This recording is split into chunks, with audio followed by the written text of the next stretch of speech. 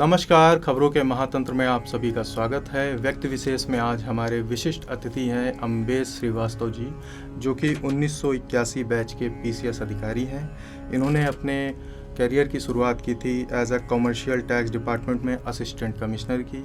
Last में ये member रहे कॉमर्शियल टैक्स ट्रिब्यूनल में। 2020 में इन्होंने सेवानिवृत्ति ली। उसके साथ ही 2019 में इन्होंने अपना एक ग्रुप चलाया, राधे राधे। 100 से ज़्यादा मेंबर हैं। आज की डेट में हम इन्हें आध्यात्मिक गुरु कहें तो उसमें कोई संशय नहीं होगा, क्योंकि इन्होंने बहुत सारे लोगों की ज़िंदगी आध्यात्म से बदली है, उनको सही रास्ते पे लाए हैं। तो आइए बात करते हैं अम्बेश जी से। सर, बहुत बहुत स्वागत है आपका। सर, जैसा कि आज का बहुत गहन मुद्दा चल रहा है कि लोग जानना चाहते हैं सनातन धर्म के बारे में, सनातन धर्म की चीज़ों के बारे में, तो उसमें एक बहुत ही बड़ा मुद्दा है, बहुत बड़ा प्रश्न आता है हम सब के बारे में। हम सब जानना चाहते हैं उस बारे में, जिस पे आप हमें प्रकाशित करिए। क्या 84 लाख योनियाँ होती हैं? हाँ, बिल्कुल होती हैं। हमारे शास्त्रों में इसका वर्णन है। 84 लाख योनियाँ होती हैं और मनुष्य का जो जीव जो है वो इन 84 लाख योनियों में भ्रमण करता रहता है जब तक कि उसको इस जन्म मरण के बंधन से मुक्ति नहीं होती। इसमें कोई संशय नहीं है कि 84 लाख योनियां नहीं है, होती हैं। और ये इन योनियों में जो एक एक सेल के अमीबा हैं वे भी हैं जी, क्योंकि उनमें भी चेतनता है, इसलिए उनको भी हम उस योनि में लेते हैं। तो आप खुद कल्पना करिए कि कितने छोटे जीव से लेकर के और हम लोग तक 84 लाख योनियां होती हैं। तो सर, ये 84 लाख योनियों में मनुष्य शरीर कैसे भ्रमण करता है, इसके बारे में आप कुछ प्रकाश दीजिए। गीता और भागवत उपनिषद में भी बड़ा उल्लेख है, इसका बहुत स्पष्ट उल्लेख है। गीता के 9वें अध्याय के 8वें श्लोक में भी इसका उल्लेख है कि भगवान कर्मों के अनुसार अगली योनि निर्धारित करते हैं जी। इसमें 2-3 कंडीशंस हैं जिससे मनुष्य की योनि मिलती है। एक तो यह है कि अगर कोई मनुष्य साधना में लगा हुआ है, उसकी साधना कंप्लीट नहीं हो पाई, तो ईश्वर उसको एक अवसर और देता है मनुष्य योनि में भेज करके। दूसरा यह है कि जब वो जन्म मरण के बंधन में घूमता रहता है, इतना कष्ट पाता है वो जीव, तो भगवान से प्रार्थना करता है। भगवान उसको एक अवसर देते हैं कि ठीक है, मैं तुम्हें एक मनुष्य का अवसर दे रहा हूँ, मनुष्य योनि का अवसर दे रहा हूँ। उसके बाद तुम जो है जो तुम्हारा कर्तव्य करो, हो सकता है तुमको इस जन्म मरण के बंधन से मुक्ति मिल जाए, क्योंकि मात्र मानव योनि ऐसी है जहाँ से हम जन्म मरण के बंधन से मुक्त हो सकते हैं। बाकी योनियाँ भोग योनि है, इसलिए वहाँ पे संभावना नहीं है। तो सर, इसमें एक प्रश्न उठता है कि मानव शरीर जैसे ही मिलता है, कहा जाता है कि मानव शरीर बाकी योनियों को पिछाड़ के बाकी योनियों में प्रवेश करने के बाद मानव शरीर मिला है, लेकिन जैसे ही मानव शरीर में आता है, सबसे ज़्यादा मानव शरीर भोग विलास में और इन चीज़ों में लिपटा रहता है। तो उस चीज़ को कैसे हम समझें, उस चीज़ को कैसे हम सही करें, उसके बारे में कुछ बताइए। ऐसा है कि ये आवश्यक नहीं है कि जीव सारी 84 लाख योनियों में जाने के बाद ही मनुष्य का शरीर पाए। वैसे कठोपनिषद के 2, 3, 4 यानी दूसरे अध्याय के 3री वल्ली का जो 4था श्लोक है, उसमें यह कहा गया है कि यदि मानव शरीर यानी मानव योनि मिलने के बाद अगर हम जन्म मरण के बंधन से मुक्त नहीं हो पाए, तो हमको 84 लाख योनियों में फिर भटकना पड़ता है जी। एक साधारण सी दिमाग में ये सबके मान्यता है कि 84 लाख योनियों के बाद ही मनुष्य का शरीर मिलता है। ऐसा नहीं है, कर्मानुसार भगवान देते हैं। मैंने बताया कि जब कोई जीव भगवान से प्रार्थना करता है और हृदय से प्रार्थना करता है कि भगवान मुझे इस जन्म मरण के बंधन से मुक्त करो, तब भगवान पुनः एक बार उसको मनुष्य का शरीर दे सकते हैं। मनुष्य का शरीर देना है या किस योनि में जाना है या किस प्रारब्ध के साथ जाना है, इसका सर्वाधिकार भगवान के पास सुरक्षित है, इसके अलावा किसी के पास नहीं जी। सर, इसमें एक महत्वपूर्ण क्वेश्चन उठता है, एक महत्वपूर्ण प्रश्न है जो कि हमारे दर्शक भी जानना चाहते हैं कि मनुष्य शरीर है क्या? क्या हम जो आज साइंटिफिक तरीके से जानते हैं कि लीवर, किडनी, हार्ट, मांस, ये मनुष्य शरीर है या इससे परे है? आध्यात्म इस बारे में क्या बताता है, क्या सोचता है? आप इस पर कुछ बताएं। मनुष्य का शरीर हमारे 5 महाभूतों से बना हुआ है। दूसरी चीज, एक चीज मैं बताऊं बहुत छोटी, जब से भगवान है तब से ये जीव है जी। भगवान से जीव से सीनियर नहीं है, तब से चल रहा है। जैसे अगर हम सिर्फ इस सृष्टि की बात करें जिसमें हम सब बैठे हुए हैं, इस सृष्टि के एक अरब 97 करोड़ वर्ष निकल चुके हैं। आप खुद इस चीज की कल्पना करिए कि जब ये इतने दिनों से निकले उस समय भी लीवर किडनी था जी। तो विज्ञान तो अब पता लगा रहा है धीरे धीरे। ईश्वर की वो आप देखिए, कृपा देखिए ईश्वर की, उसने 2 आंखें दी, 2 किडनी दी, आपका लीवर दिया, आपके नेत्र दिए, नेत्र में लेंस लगाया। ये सारी अगर मनुष्य के शरीर की ही संरचना के बारे में हम देखें तो पता चलता है कि ईश्वर के से बड़ा कोई वैज्ञानिक नहीं है जी। आज का विज्ञान तो अभी जो हमारे आध्यात्म में सिद्ध किया जा चुका है या हमारे ऋषियों मुनियों ने जो चीज पता लगा के सामने रखी हुई है उस पर शोध कर रहा है, अभी तक तो वहां तक नहीं पहुंचा। रही मानव शरीर की बात, तो मानव शरीर के लिए बिल्कुल है कि 5 महाभूत से बना हुआ शरीर है और ये मनुष्य का शरीर प्रकृति से बनता है जो भगवान की एक अपराशक्ति है और जो जीव है ये भगवान की पराशक्ति है। इन दोनों के संयोग से शरीर बनता है और ये शरीर ही एक माध्यम है जो इस आत्मा को जन्म मरण के बंधन से मुक्त करा सकता है। जैसा कि हमारे दर्शक एक और विषय में जानना चाहते हैं, मनुष्य शरीर की इम्पोर्टेंस क्या है? बहुत अच्छा प्रश्न है। पहले तो ये सोचना चाहिए कि बड़ी मुश्किल से मनुष्य का शरीर मिलता है और जब मानव शरीर मिला तो जो मानव जीवन का लक्ष्य है उसको हमें पाना चाहिए। यह अवसर बार बार नहीं मिलता। मनुष्य का शरीर या जो मानव योनि है वही एकमात्र ऐसी योनि है जहां पे कर्म करने का अधिकार है जी। इस योनि के अलावा देवताओं तक की योनियां जो हैं वे सब भोग योनि है। वहां जो हमने कर्म किए हैं उनके अनुसार भोगना है हमको, वह हमारा प्रारब्ध के अनुसार हमको कर्म भोगना। हम नया कर्म कुछ नहीं कर पाते क्योंकि कर्म करने का अधिकार सिर्फ और सिर्फ मनुष्य योनि का है। हम जन्म मरण के बंधन से अगर मुक्त हो सकते हैं तो अपने कर्मों के अनुसार हो सकते हैं और ये कर्म सिर्फ मनुष्य कर सकता है, इसलिए मनुष्य का शरीर सबसे ज़्यादा महत्वपूर्ण माना गया है। सर आपने बहुत अच्छी जानकारी दी, लेकिन जैसा कि आज आध्यात्म में और बाकी चीज़ों पे पता चलता है कि मनुष्य शरीर पाने के बाद जीव फिर से उन भोग विलास में चला जाता है। बिल्कुल, भागवत में बड़ा स्पष्ट उल्लेख है। एक तो मनुष्य का शरीर मिलने के पहले वो पिछले जन्म में भी भगवान से प्रार्थना करके आ रहा है। इसके अलावा गर्भाशय में जब होता है, जब 7 माह का गर्भ होता है, उस समय उसको पिछले जन्मों की सारी याद आती है और वो अपने अपराधों के बारे में जानने लगता है। जो उसने गलतियां की हैं उसके बारे में जानता है, जो उसके पिछले जन्मों में पाप कर्म हुए उसके बारे में जानता है। तब वो गर्भ में परेशान होता है और वो निरंतर भगवान की उपासना मतलब प्रार्थना करता है और कहता है कि हे भगवान हमको इस पार उबारो। लेकिन उबारना भगवान के हाथ में नहीं है, उबारना तो स्वयं के अपने कर्मों के अनुसार है। भगवान तो कृपा करते हैं, सिर्फ रास्ता दिखाते हैं। तो लेकिन जब तक वो बाहर नहीं आता जी।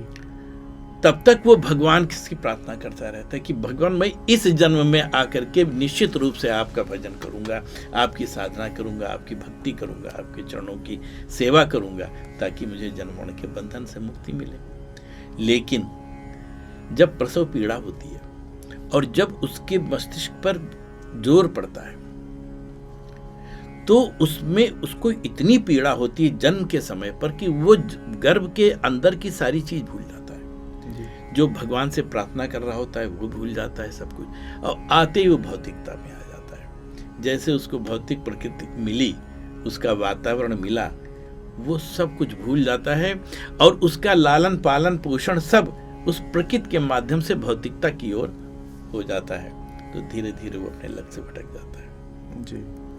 तो सर जैसा आपने बताया कि प्रसव के समय जो बच्चा होता है, नवजात बच्चा होता है, वो अपनी पुरानी याददाश्त, पुराने जीवन मृत्यु का जो भी चक्र है उसको भूल के फिर भौतिक जन्म में आ जाता है। हाँ। अब भौतिक जन्म में आने के बाद वो फिर इसी भोग विलास और भौतिकता में मैं, हमारा, अपना, इन सब में फंस जाता है। बिल्कुल। तो ऐसा क्या है, क्या तरीका है जिससे इस चीज़ से बचा जा सके और हम इस चीज़ को छोड़ के फिर से जो हमारा मनुष्य शरीर मिला है उसका जो उपयोग हुआ है, जिस चीज़ के लिए मिला है, उसको कैसे कर सकें? देखिए, जब भी मृत्यु होती है किसी योनि में तो जो आत्मा है वो मन, बुद्धि, चित्त, अहंकार जो अंतःकरण है उसको ले करके जाती है जिसको हम कह सकते हैं कि सूक्ष्म शरीर और कारण शरीर को लेकर के आत्मा जाती है। हमारे पिछले जन्मों के जो कर्मों से संस्कार बने हुए हैं, वे संस्कार हमारे चित्त में संचित रहते हैं। जब कोई नई योनि मिलती है तो जो संस्कार हैं पिछले जन्मों के, उसके आधार पे हमारा स्वभाव और हमारी इच्छा उधर ही जाने लगती है। अगर हमने पिछले जन्मों में साधना की हुई है, ईश्वर की भक्ति की हुई है, तो धीरे धीरे उन संस्कारों से हमारा मन भगवान की भक्ति की ओर जाने लगता है।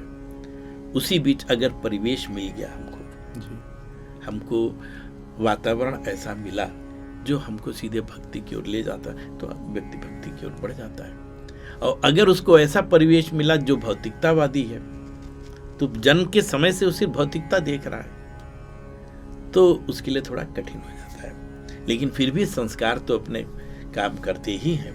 संस्कार के जो भाव होते हैं वो समय समय पर उसके विचारों को भक्ति की ओर ले जाते हैं। इस तरीके से भक्ति की तरफ आदमी बढ़ता है। इसमें सर एक बहुत ही विपरीत एक प्रश्न उत्पन्न होता है। पिछले जन्म में किसी व्यक्ति ने बहुत सारे पाप किए, उसने दोबारा जन्म लिया, वो गर्भ में था, उसने ईश्वर से प्रार्थना की कि मुझे दोबारा जन्म दीजिए और मैं वो सारी चीज़ों को सही कर दूँ। जब उसका दोबारा जन्म होता है, उसको फिर वही वातावरण मिलता है, भोग विलास का, दुनिया का, ये वो इधर उधर, तो क्या उसमें उस मनुष्य की गलती है? क्योंकि उसने पिछले जन्म में क्या किया था उसे अभी कुछ नहीं पता है। अब वो इस जन्म में अच्छा बनना चाहता है, अच्छा काम करना चाहता है, उसको वातावरण ऐसा नहीं मिला, तो इसमें किसकी गलती है? इसमें ऐसा है कि मनुष्य जन्म लेते ही भगवान से विमुख होने लगता है और उसको अपने संस्कार के साथ भले कुछ उसका व्यवहार, उसका सोच विचार उस तरफ ले जाए, लेकिन वो सब चीज़ें विस्मृत हो जाती हैं। उसको याद नहीं रहता कि उसने पिछले जन्मों में कितने पाप किए हैं और बड़ी ईश्वर से प्रार्थना करके वो आया। पहली बात तो देखिए, गीता के 9वें अध्याय के 8वें श्लोक में कहा गया कि भगवान अगली योनि उसके कर्मानुसार देते हैं जी। अगर उसने पाप कर्म किया हुआ है तो मनुष्य योनि मिलेगी कैसे? लेकिन अगर उसने भगवान से प्रार्थना ऐसी कर रखी है और भगवान कृपालु हो गए उसके ऊपर, तो उसको मनुष्य योनि दे करके एक अवसर देते हैं जी। लेकिन अगर वो भटक गया तो भगवान से विमुख हो जाता है और फिर उसी गर्त में चला जाता है।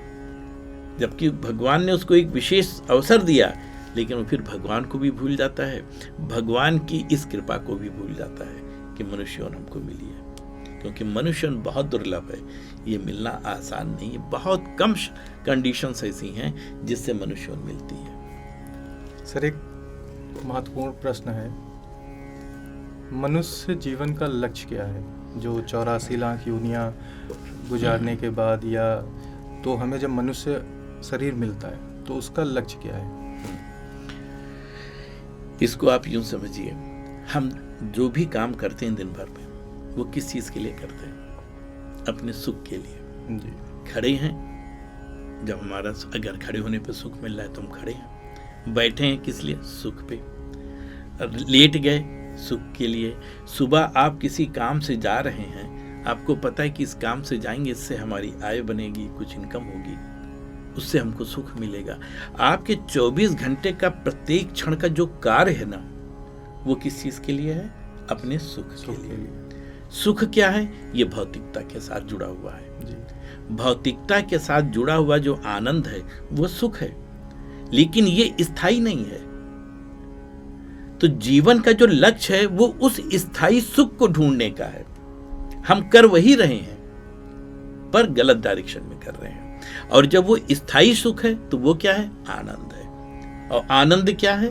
भगवान का पर्यायवाची है, उस पर ब्रह्म का पर्यायवाची है। तो हर जीव आनंद की खोज में है। तो जीवन का लक्ष्य क्या है? उस आनंद को प्राप्त करना, भगवान को प्राप्त करना। क्योंकि जब तक भगवान नहीं प्राप्त होंगे यह आनंद नहीं मिलेगा। दूसरा यह है कि भगवान को प्राप्त होते ही हम जन्म मरण के बंधन से मुक्त हो जाएंगे। जो भी हमारे कष्ट हैं, जो भी हमारे दुख हैं, ये इस जन्म मरण के बंधन से ही के कारण तो है। तो इससे हम मुक्त हो जाएंगे। तो जो वास्तविक आनंद है हमको, वो प्राप्त होगा। तो मनुष्य जीवन का जो लक्ष्य है वह उस परमपिता परमेश्वर को पाने का है, जो कि आनंद कहलाता है। जी सर, एक जिज्ञासा मेरे मन में हुई। जैसा कहा जाता है कि आप जन्म मरण के बंधन से मुक्त होके परमपिता परमेश्वर की शरण में चले जाएंगे, उस समय क्या होगा? देखिए, ऐसा है कि जन्म मरण के बंधन से आदमी कब मुक्त होता है। हमारी एक भी कर्म अगर बचे हैं, चाहे पाप युक्त हो चाहे पुण्य के कर्म हो, उनको भोगने के लिए हमको जन्म लेना पड़ता है। तो जन्म मरण बंधन से मुक्त होने की जो आवश्यक शर्त है वो यह है कि हमारे कर्मफल सारे समाप्त हो जाए। करोड़ों हमारी योनियां हो चुकी, करोड़ों बार हम जन्म ले चुके हैं, और उनसे कितना कर्म हमारा संचित है उसको समाप्त कर पाना एक मनुष्य के लिए, एक किसी जीव के लिए बहुत दुर्लभ है। और जब तक ये कर्मफल समाप्त नहीं होंगे तब तक हम जन्म मरण के बंधन से मुक्त नहीं हो सकते। तो ये कर्मफल कैसे समाप्त होते हैं?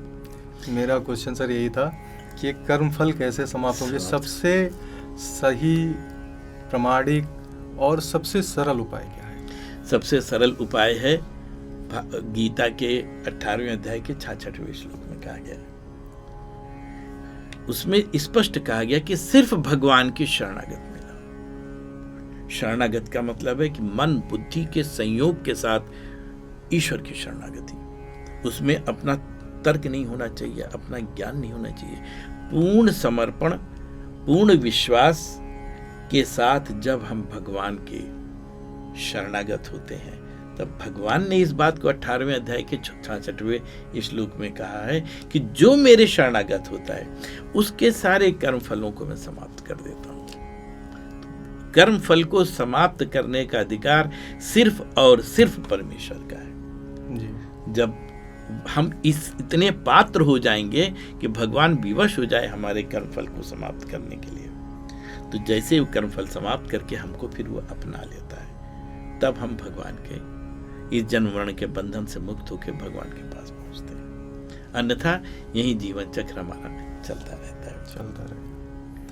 जैसा सर आपने एक बहुत ही सरल उपाय बताया है कि ईश्वर की शरण में चले जाइए, आपको जन्म मरण के बंधन से मुक्ति मिल जाएगी। लेकिन होता क्या है कि जैसे ही एक नवजात शिशु जन्म लेता है, वो अपने साथ बहुत सारे रिश्ते, बहुत सारे कर्तव्य लेके पैदा होते हैं। तो अब इसमें सवाल ये उठता है कि वो भगवान की शरण में जाए या अपने कर्तव्यों को निर्वाह करे, या ऐसा कोई तरीका है कर्तव्यों का निर्वाह करते हुए वो भगवान की शरण में भी चला जाए? देखिए, जन्म लेते ही तो कोई इस तरह का उसको ज्ञान नहीं मिलता। वो तो धीरे धीरे परिवेश के साथ जब उसका मस्तिष्क विकसित होता है तब वो ईश्वर की तरफ बढ़ता है। दूसरी बात मैंने अभी आपको बताई कि चित्त में संचित हुए संस्कार उसको आकर्षित करते हैं। अगर संस्कार उसके भक्ति भाव के हैं तो ईश्वर की तरफ वो अपने आप जाने लगेगा। किसी एक घर में अगर 2 बच्चे हैं, आप एक देखिए, एक भक्ति की ओर जा रहा है, एक नहीं जा रहा है, तो जो भक्ति की ओर जा रहा है वो वास्तव में पूर्व जन्म के संचित संस्कारों के प्रभाव से है। पैदा होते ही उसके पास कुछ नहीं है, पैदा होते के बाद तो उसको माता पिता जो उसे सिखा रहे हैं बस वही सीख रहा है, उसके अलावा कुछ नहीं जी। लेकिन जो संस्कार होते हैं वो उसको लेकर के जाते हैं। और दूसरी चीज ये है कि गीता ने, भगवान कृष्ण की वाणी है गीता, उस गीता में कैसे आपको शरणागत होकर के भगवान के पास जाना, उसका स्पष्ट उल्लेख है। भगवान ने कभी ये नहीं कहा कि आप अपने कर्तव्य कर्म को ना करें। आप अगर गृहस्थ आश्रम में हैं, उन्होंने कभी ये नहीं कहा कि गृहस्थ आश्रम से आप संन्यास लेकर के भगवान की साधना उपासना करें, बिल्कुल नहीं कहा उन्होंने, बल्कि इसको बहुत उचित भी नहीं माना है। उन्होंने कहा कि कर्म संन्यास से बेहतर हमारा अकर्म है, यानी निष्काम कर्म की बात की है। निष्काम कर्म का आशय है कि हम अपने सारे कर्तव्य कर्मों को निर्वहन करते हुए, उनको हम करते हुए सिर्फ भगवान का चिंतन करें। दूसरे जो भी हम कर्म कर रहे हैं वह ये सोच के करें कि हमारे इन कर्मों से हमारा ईश्वर प्रसन्न होगा। हम जो भी कार्य करें वो ईश्वर के लिए करें। जैसे उदाहरण करिए, आप अपने माता पिता की सेवा कर रहे हैं।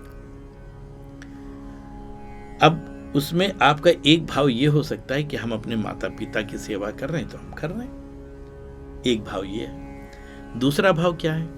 हमारा कर्तव्य कर्म है अपने माता पिता की सेवा करना, और हम माता पिता की सेवा इसलिए कर रहे हैं क्योंकि इससे हमारा भगवान खुश हो रहा है जी, हमारा इष्ट खुश हो रहा है।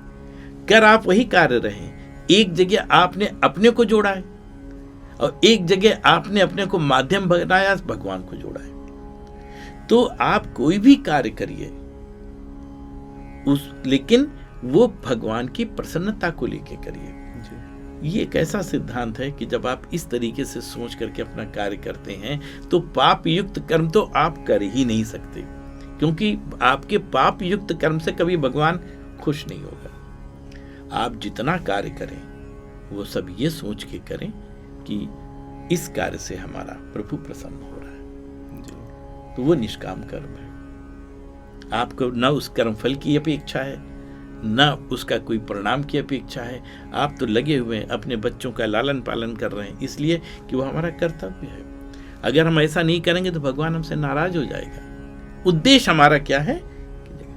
सीधी सीधी बात कही गई है कि जगत के प्रति आसक्ति न बनाकर जी, भगवान के प्रति आसक्ति बनाएं और कर्म करें, अपने जो भी कर्तव्य आपके हैं उसके आधार पर करें। सर ये आसक्ति क्या है? आसक्ति का है मन का लगाव जी, मन का लगाव। उदाहरण के तौर पर मैं आपको बताता हूं। सपोज करिए किसी महिला का बेटा 3-4 साल बाद घर आ रहा है, यानी उस माँ का बेटा 3-4 साल बाद घर आ रहा है। माँ उसके लिए अब खाना बना रही है, भले नौकर चाकर हो जी, पर वो कहेगी नहीं, आज बेटा आ रहा है, मैं खाना बनाऊंगी। जब तक वो खाना बना रही है तब तक उसके दिमाग में क्या चल रहा है? अपने पुत्र के प्रति, अपने पुत्र के प्रति कि उसको नमक इतना पसंद है, उसको सब्जी इतनी पसंद है, उसका दाल इतनी पसंद है, उसको रोटी कैसी पसंद है, उसको मिठाई में क्या पसंद। लगातार वो चिंतन अपने बच्चे का कर रही है। तो ये क्या है? यही आसक्ति है। और जब तक जगत के प्रति आसक्ति रहेगी, हमारा ईश्वर के प्रति आसक्ति नहीं हो सकती। इसलिए कर्तव्य करिए, आप अपने जो भी सामाजिक कार्य हैं, आपके जगत के कार्य हैं, उनका कर्तव्य करिए, लेकिन मन की लीनता भगवान में बनाए रखिए। कहा भी गया है शास्त्रों में, मन एवं मनुष्याणाम कारणम बंधन मोक्ष। यानी ये मन ही ऐसा है ना जो हमारे जन्म मरण के बंधन का कारण है। तो मन की लीनता ही आसक्ति। आपका एक ग्रुप है राधे राधे, जिसका यूट्यूब चैनल भी है राधे राधे लखनऊ करके, आप सभी लोग उससे जाइए।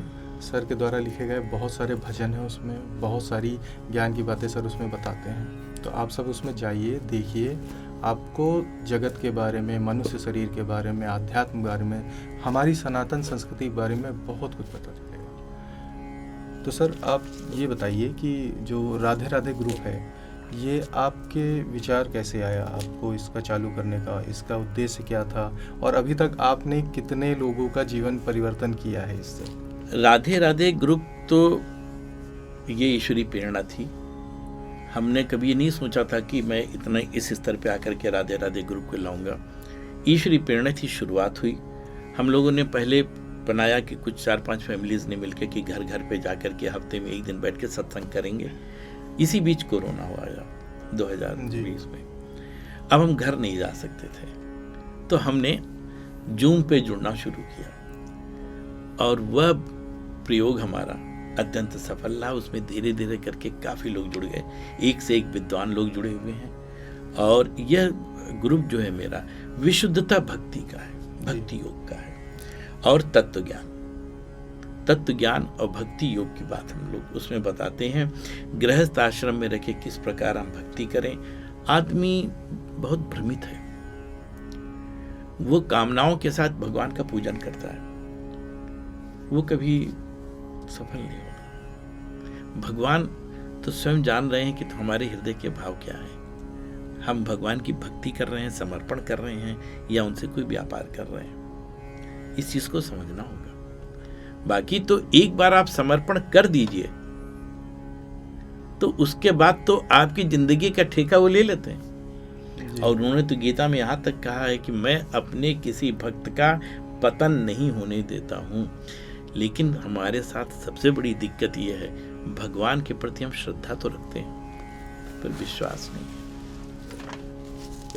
आज हमारे इष्ट हैं, कल किसी ने बताया कि ये समस्या आ गई, फलानी जगह चले जाओ, वहां से तुम्हें फायदा हो जाएगा। अब हम अपने इष्ट को छोड़ के भाग रहे हैं दूसरी तरफ। क्यों? क्योंकि विश्वास नहीं है। तो हृदय में जो भी आपके इष्ट हैं उनके प्रति श्रद्धा के साथ विश्वास रखना बहुत जरूरी है, और उसी विश्वास और भाव को भगवान पहचानते हैं। बाकी आपकी जो इंद्रियों से आप पूजा पाठ ये सब कर रहे हैं, ये पुण्य युक्त कर्म तो हो सकता है, लेकिन ये ईश्वर इससे जोड़ दे ऐसा संभव नहीं है। उसके लिए हृदय से जोड़ने का, मन से जोड़ने का बहुत बड़ा कर्म। यद्यप भागवत में कहा भी गया है, 11वें स्कंद के 20वें अध्याय का 9वां श्लोक है, जिसमें ये कहा गया कि हम जो दैनिक पूजा पाठ ये सब करते हैं, ये करते रहना चाहिए जब तक कि वो भाव न उत्पन्न हो। अगर हम वो भी छोड़ देंगे तो हम ईश्वर के उस भाव को भी नहीं जल्दी पा पाएंगे। सर, आज का हमारा अंतिम प्रश्न ये है कि 84 लाख योनियों में जो उत्तम योनि बताई गई है मनुष्य योनि, तो मनुष्य योनि में जन्म लेने के बाद मनुष्य शरीर को, आत्मा को क्या करना चाहिए? देखिए, ये बहुत स्पष्ट है, और खासतौर से ये कलयुग चल रहा है। कलयुग में भगवान ने एक ही बात रखी है कि अगर सिर्फ नाम स्मरण करते रहे हम तो हमारा कल्याण हो जाएगा। रामचरितमानस में कहा भी गया कि कलयुग केवल नाम धारा। भागवत में भी इसका उल्लेख है। सिर्फ भगवान के राम का, अपने इष्ट के नाम का आप 24 घंटे चिंतन करें। अपने सामाजिक कार्यों के और कर्तव्यों को आप निर्वहन करते रहें, लेकिन जो भी कार्य करें वो बस ये सोच के करें कि हमारे इस कार्य से भगवान प्रसन्न होगा। यदि आप किसी भूखे को खाना खिला रहे हैं तो ये सोचिए कि हम इस भूखे को खाना खिलाए हैं, इससे हमारा भगवान प्रसन्न होगा। कभी ये न सोचें कि मैं खिला रहा हूँ खाना और मैं अपना अभिमान उसमें करूं, अपना दान मैंने किया, ये कहीं कहने की भी जरूरत नहीं है। इसका प्रदर्शन भी आवश्यक नहीं है, क्योंकि आपको तो ईश्वर के प्रति इसलिए आभार व्यक्त करना चाहिए कि उस भूखे का पेट भरने के लिए भगवान ने आपको माध्यम बनाया। कम से कम भगवान ने हमारे लिए इतना सोचा, तो हम उसके माध्यम में उसका प्रदर्शन करने के लिए नहीं है कि हम उसको 4 जगह बताएं कि आज हमने भूखे को खाना खिलाया। तो ईश्वर के आभार व्यक्त करें, ईश्वर को धन्यवाद दें कि हे प्रभु, आपने मुझे उस भूखे का पेट भरने के लिए एक अपना माध्यम बनाया। तो इस चीज का करना चाहिए। तो इसलिए कलयुग में तो सिर्फ और सिर्फ भगवान के नाम का स्मरण 24 घंटे चिंता होना चाहिए। पूरे 24 घंटे में हम 21,600 सांसें लेते हैं, लेकिन आप खुद सोचिए कि 21,600 सांसों में से हम कितनी बार भगवान का नाम 24 घंटे लेते हैं। चाहिए क्या? इस 21,600 सांस के साथ भगवान के नाम का जप चलते रहना चाहिए। अभ्यास कठिन है लेकिन असंभव नहीं है। आप करिए, धीरे धीरे धीरे धीरे आपके सांस के साथ भगवान का चिंतन। हाँ, वो जो नाम भी जप रहे हैं आप, वो भाव के साथ होना चाहिए। खाली नाम जपने से भी फायदा नहीं।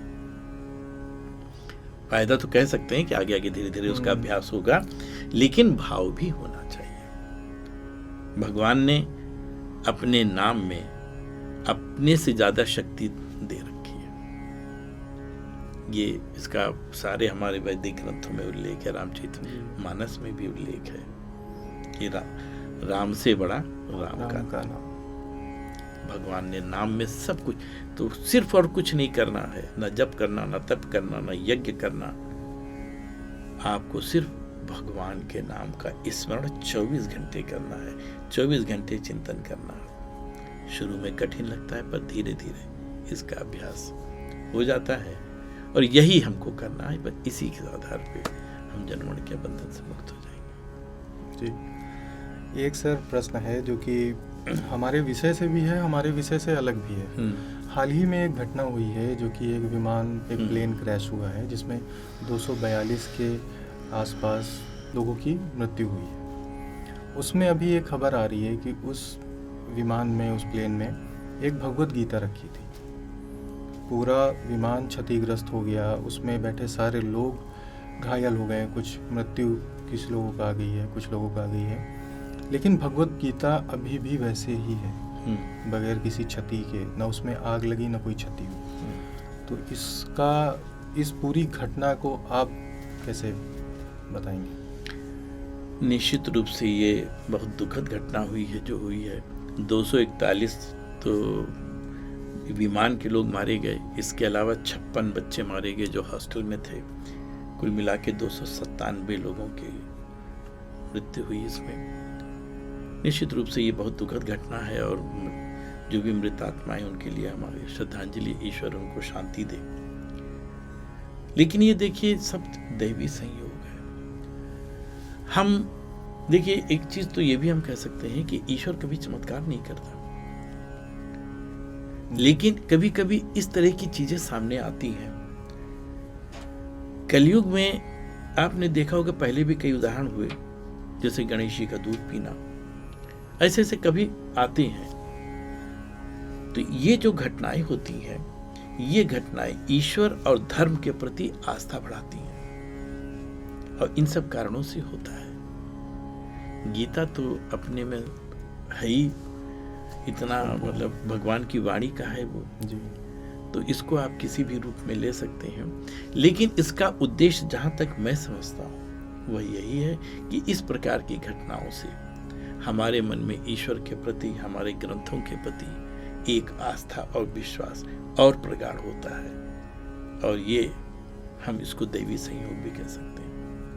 तो आज हमारे साथ व्यक्ति विशेष में थे अम्बेश श्रीवास्तव जी, जो कि आध्यात्मिक गुरु हैं, रिटायर्ड PCS अधिकारी रह चुके हैं 1981 बैच के। साथ ही इनका एक ग्रुप चलता है राधे राधे। आप YouTube पे जाइए, राधे राधे लखनऊ, और आप जो भी प्रश्न आपके अंदर मनुष्य जाति को लेकर, मनुष्य शरीर को लेकर, कर्म, सनातन धर्म, जो भी आपके प्रश्न हैं, आपको वहाँ उत्तर अवश्य मिले। जो क्वेश्चन आपको पूछने हो, जो प्रश्न आपको पूछने हो, कमेंट करिए कि हमें इस विषय पे गुरुजी ज्ञान दीजिए, हमारा मार्ग प्रशस्त करिए, आपको जवाब दें। आप हमारे कमेंट बॉक्स में भी पूछ सकते हैं जो भी आपको गुरुजी से प्रश्न पूछने हो। अगले अध्याय में मिलते हैं गुरुजी के साथ फिर से। तब तक देखते रहिए व्यक्ति विशेष महातंत्र। नमस्कार, राधे राधे। राधे राधे, सभी को सादर अभिवादन के साथ राधे राधे।